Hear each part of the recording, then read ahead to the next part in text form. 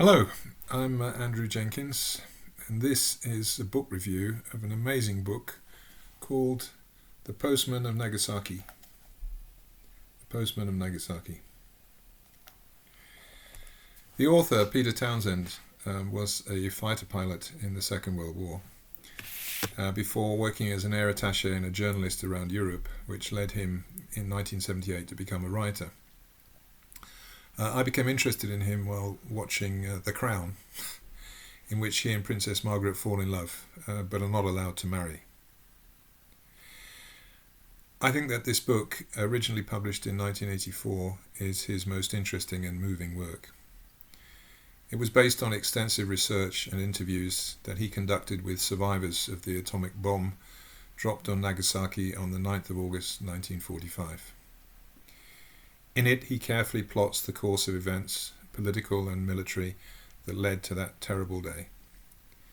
His sober account of how a few powerful men on both sides of the Pacific made decisions that would eventually condemn countless thousands of innocent civilians, men, women and children, to death or to lives of unspeakable suffering, is perfectly balanced with the incredibly moving personal stories of individual survivors. Emperor Hirohito and many of his civilian ministers had been opposed to the war in the first place and were anxious to find diplomatic means to end it. But the leaders of the powerful Japanese military forces believed that defeat was unthinkable as the ultimate humiliation, and that it was the patriotic duty of the entire Japanese nation to die fighting rather than surrender. 130,000 people were killed in a single night when over 300 American B-29 bombers firebombed Tokyo. The emperor then supported attempts to arrange a conditional surrender via Russia. After the death of President Roosevelt in April, many advisors, military and civilian, of the new President Truman were advising him to ask for a Japanese surrender of exactly this kind, one that assured the survival of the imperial system. And former Vice President Truman first agreed to this, but then changed his mind and insisted on demanding unconditional surrender, thereby ensuring that his demand would be rejected. Truman had by then been briefed about the power of the bomb.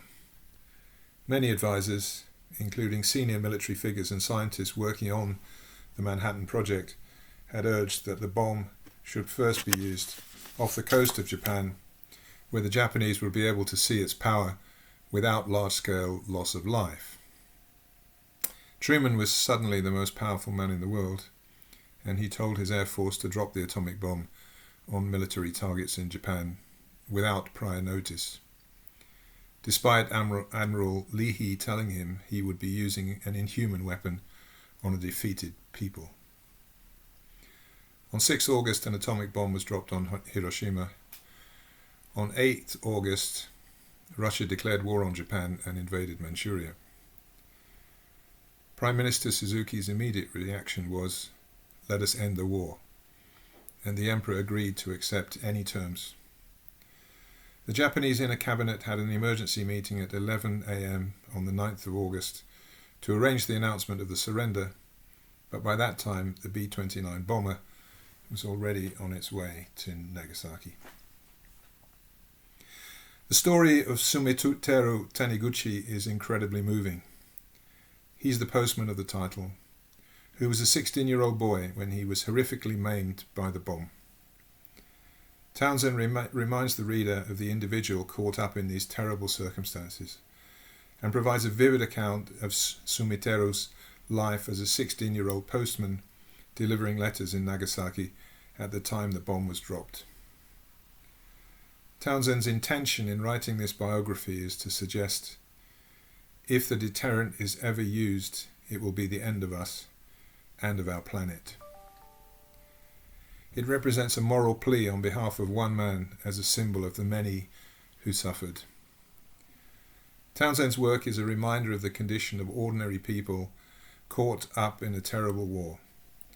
He describes the circumstances leading up to the 2 nuclear attacks, a situation in which the majority of the population are pawns in a game played by detached leaders.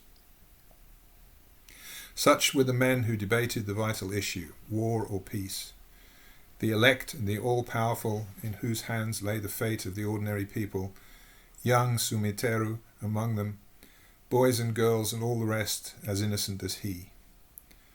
The trouble with the top men was that they saw the people whose destiny they sought to shape as an anonymous mass or a bunch of statistics. Sumiteru is a victim of the propaganda of the education system, of a government which refused to acknowledge the inevitable defeat to which it was being subjected, and for Townsend particularly the callous indifference to the Japanese people exhibited by President Truman. Even before the attacks on Hiroshima and Nagasaki, it ought to be remembered that Japan had been subjected to terrible aerial bombardment. Nagoya was bombed after an earthquake. General Curtis LeMay had initiated a program of incendiary attacks because of the dispersed private workshops that marked the nature of Japan's industry. LeMay dispatched on the night of 9th March over 300 B-29s. Their orders were to set fire to the heart of Tokyo, where, in houses made of wood and paper, there lived until that awful night 250,000 low-paid workers. By dawn, 130,000 of them with their families lay strewn about the city in heaps of charred, unrecognizable corpses. Similar attacks were also carried out on Kobe and Osaka. Japan was a defeated nation. Its steel and chemical industries were on the verge of collapse, and it was running desperately short of oil and food. Truman's advisors had misgivings about the atomic bomb, and that included Secretary for War Harold Stimson and General Eisenhower, Commander-in-Chief of the Allied forces in Europe. But according to Townsend, Truman made the dropping of the atomic bomb a certainty, as indeed he had always intended. The second part of this work concentrates on the plight of Sumiteru. Townsend spares no detail, including, for instance, Sumiteru lying in a sea of pus as a result of the hatching of maggots from the eggs laid by flies in the raw flesh of his back. He also catalogues the prejudices exhibited against the atomic bomb victims by their neighbours, who feared the consequences of the radiation to which the victims had been subjected, as well as being appalled by their physical injuries. Similarly, the US occupation authorities imposed heavy censorship as regards the death and destruction wrought by the new weapon, although references to the weapon as being of unprecedented power were welcome. There was also suppression of details concerning the medical treatment of the victims. This was particularly applicable to Japanese doctors and scientists. Since then, a fuller picture has emerged.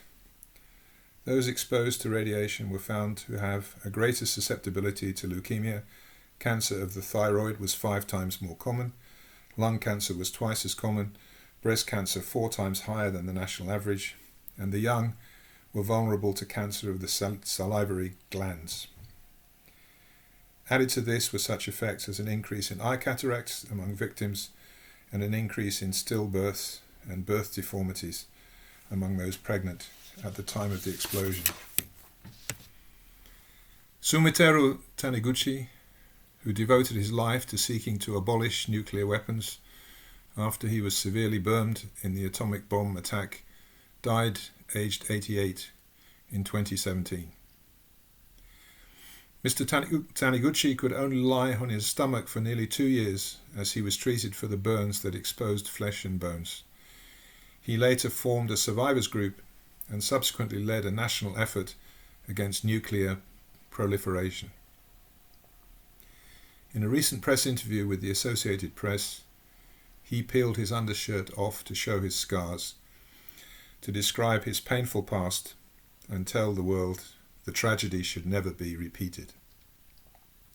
He said he wanted no one else to have to suffer the pain of nuclear weapons. He welcomed the United Nations Nuclear Weapons Prohibition Treaty, which is being promoted at the moment. but expressed concerns about the declining population of the survivors, known in Japan as hibakusha. "I wonder what the world will be like when it loses the last atomic bombing survivor," he said. This is a brilliant book about the importance of humanity, the horror of war, the terrible reality of nuclear weapons, and the urgent need to eliminate them. I urge you to read it. Thank you.